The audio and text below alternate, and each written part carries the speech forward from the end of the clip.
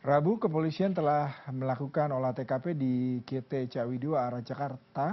Kecelakaan ini melibatkan truk dan 5 mobil yang menewaskan 8 orang. Olah TKP dilakukan untuk mengetahui penyebab kecelakaan. Dan kita tergabung dengan produser lapangan CNN Indonesia Irin Wardani. Ya, Irin, bisa Anda informasikan setelah kemarin dilakukan olah TKP, saat ini sepertinya Anda sedang berada di Polsek ataupun di Polres mungkin ya, untuk memberikan informasi terkait dengan di belakang Anda itu ada truk pengangkut air galon yang kemarin menyebabkan terjadinya insiden. Adakah update mengenai olah TKP dan penyidikan apa yang saat ini sedang dilakukan pihak kepolisian? Iya, Yuda, memang betul. Saat ini saya berada di pos unit Laka Lantas, tepatnya di gerbang tol Ciawi 1 atau gerbang tol Ciawi yang lama sekali, yang lama maksud saya, dan ini adalah proses olah TKP yang dilakukan atau untuk memeriksa kendaraan yang dilakukan oleh KNKT, Dinas Perhubungan juga, dan juga ada perwakilan dari ATPN atau Asosiasi Pemegang Merek Tunggal seperti itu, Yuda ya.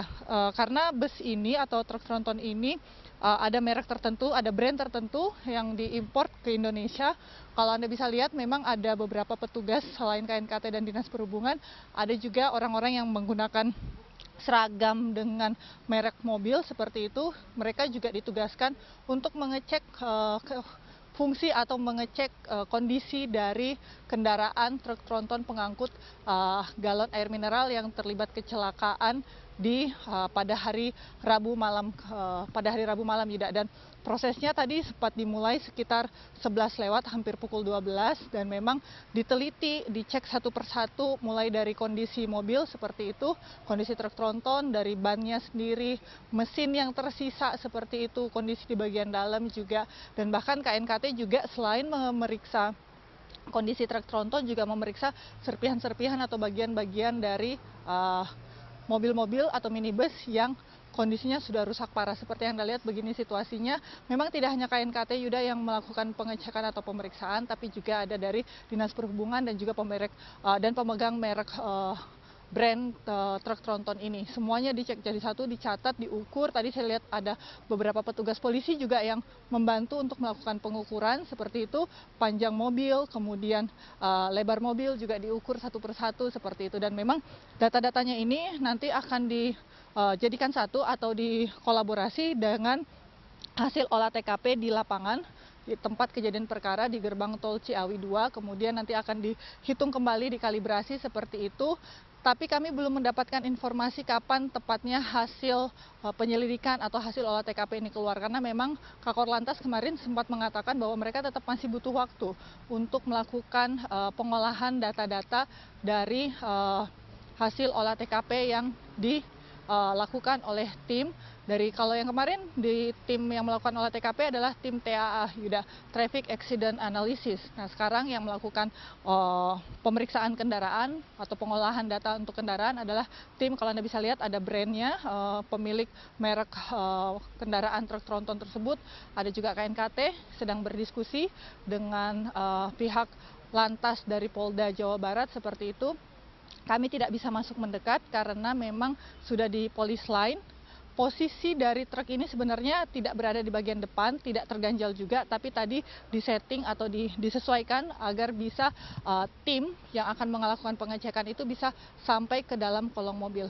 Begini situasinya Yuda, jadi mereka melihat setiap sisi dari truk tronton pembawa air mineral ini untuk memastikan tidak ada yang tertinggal. Semua data, bahkan semua sisi dari kendaraan ini difoto juga atau diambil gambarnya oleh pihak atau tim yang saat ini sedang terlibat dalam proses pemeriksaan atau pengecekan seperti itu. Dan juga bahkan mereka saya sempat melihat mengecek atau mencium sesuatu, sepertinya itu adalah tangki kendaraan atau tangki BBM-nya seperti itu. Jadi mereka juga mengecek tidak ada yang terlewatkan seperti itu. Jadi memang ini salah satu prosedur yang harus dilalui dalam proses penyidikan dalam kondisi atau dalam kejadian kecelakaan lalu lintas.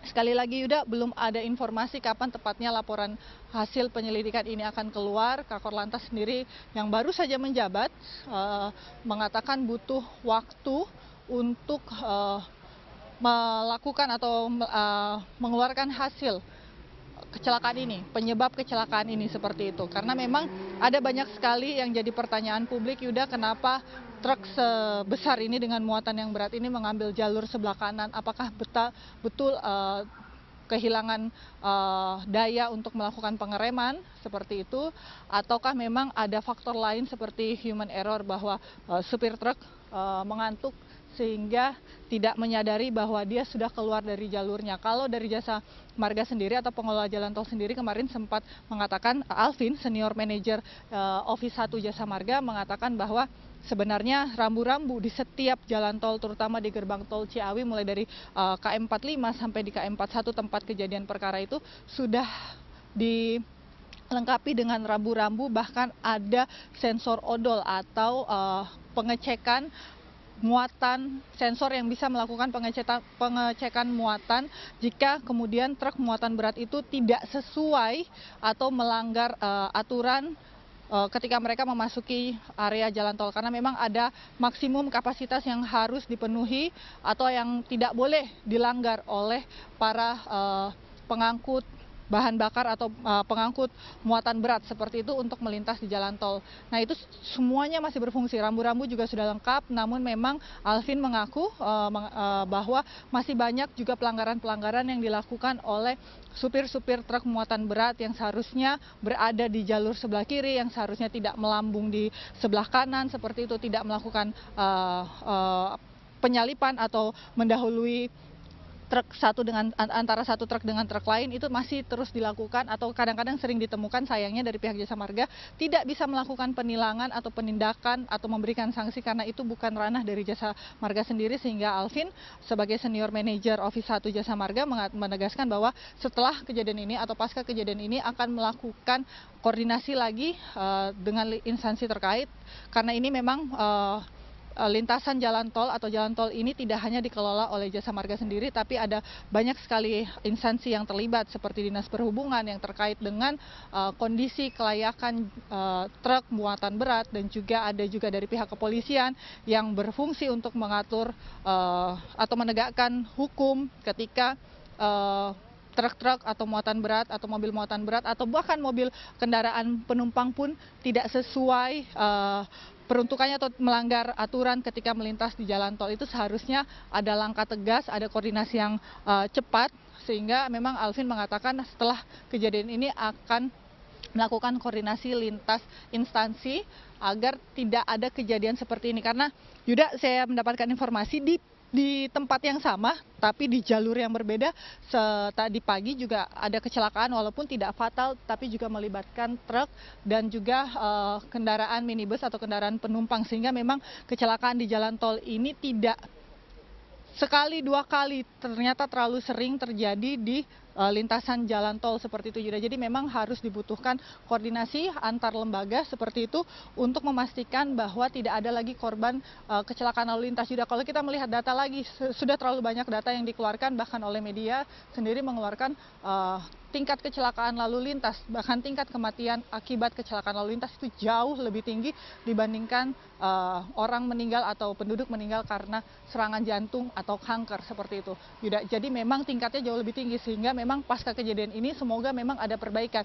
Kita masih menunggu hasil laporan dari proses olah TKP, hasilnya seperti apa, dan kemudian siapa yang akan dipanggil untuk bertanggung jawab terhadap kecelakaan lalu lintas yang menyebabkan 8 orang tewas ini. Karena kemarin pada saat konferensi pers atau pada saat kami melakukan wawancara di TKP dengan Kakor dan bahkan akan diperiksa. Saya sempat menanyakan apakah Dinas Perhubungan juga akan diperiksa terkait kelayakan atau pengeluaran surat izin layak jalan untuk kendaraan truk muatan berat, karena seperti kita tahu tidak pernah ada transparansi seperti itu. Biasanya Aujikir itu dilakukan besar-besaran ketika masa musim arus mudik, baik itu Natal Tahun Baru atau Lebaran seperti itu, Yuda. Sehingga memang tidak ada lagi evaluasi, belum ada evaluasi lebih detail hasil uji KIR di keseharian atau di keseharian di mobilitas, di kegiatan hari-hari kendaraan lalu lintas yang melintas di jalan tol. Yuda. Baik Irin, terima kasih untuk laporan langsung Anda. Sayang sekali agak sedikit terganggu, tapi semua pesan dan laporan langsung yang sangat komprehensif sudah Anda sampaikan. Selamat bertugas kembali Irin.